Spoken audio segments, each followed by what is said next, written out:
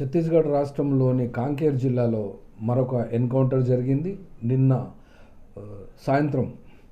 అనగా ఆ యొక్క మావోయిస్టు పార్టీ పేరు మాసాగా చెప్తున్నారు. 7వ తారీఖు మరియు 9వ తారీఖు మధ్య మొదలైనటువంటి ఆపరేషన్. ఈ యొక్క ఆపరేషన్లో డిఆర్జీ మరియు బిఎస్ఎఫ్ ఫోర్సెస్ పాల్గొన్నాయి. ఇందులోపట యథాతథంగానే చెప్పినట్లు వీళ్ళని చూసి వాళ్ళు ఫైర్ ఓపెన్ చేశారు. ఫైర్ ఓపెన్ చేసిన తర్వాత ఆ యొక్క పోలీస్ పార్టీ యొక్క కాల్పులలో మాసా అనబడేటువంటి పిఎల్జిఏ మెంబరు హతమయ్యాడు.